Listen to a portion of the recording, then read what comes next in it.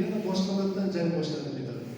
Yana uzoq davom etgandan keyin Ali roziyallohu anhu ustun kelib Aligini qatl qiladi.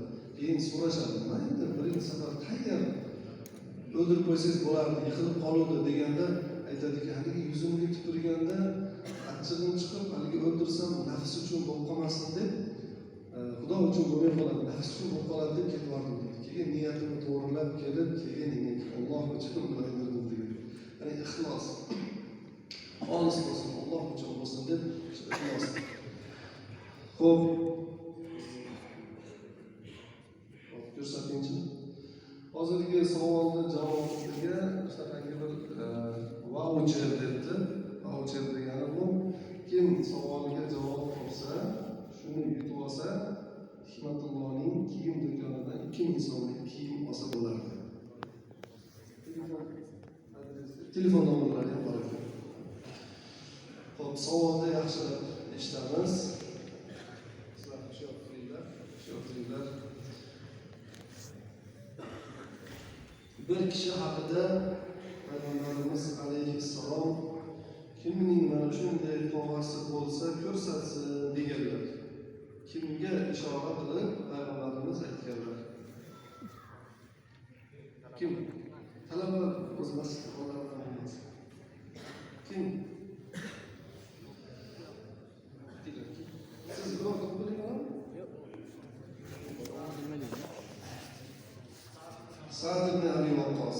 Sa'd ibn Abi Waqqosni Payg'ambarimiz shu tog'alari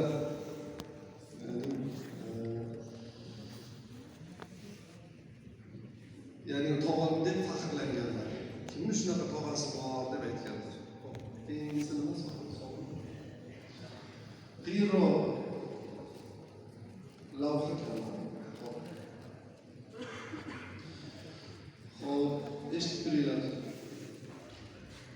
Erkak sahobalardan eng ko'p hadis rivoyat qilgan sahoba kim?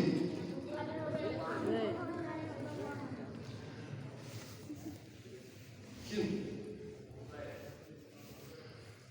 Abu Hurayraning o'zini ismini aytinglar. O'zini o'sha Abu Hurayra kunyasi. Lekin o'zini ismi bor. O'sha ismi kim? Kim javob? Yo'q, javob bergan siz. Abdurrahmon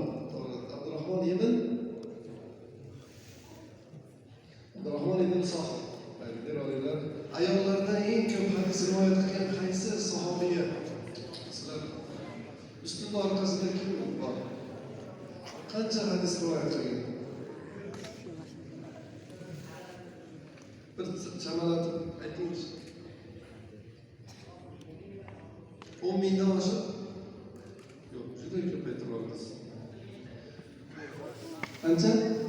400 ta. 2210 ta. Subhanalloh. Juda to'g'ri javob bo'ldi. Qarang, o'zi Sahih Buxoriyda nechta hadis bor? Sahih Buxoriyda 7275 ta hadis bor. Ularning ichida takrorlanmagani 4000 ta. Demak, Oysha roziyallohu anha 2000 ta yarmini Sahih Buxoriyning deyarli yarmini rivoyat qilgan. Payg'ambar alayhissalom zavjalarini, ayollarini ko'paytirishdan maqsad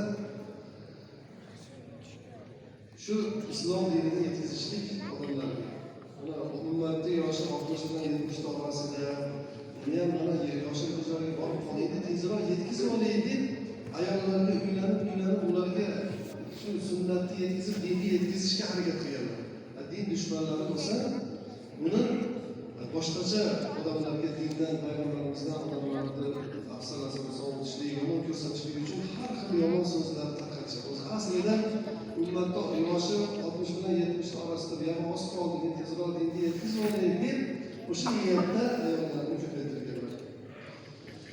Xo'p.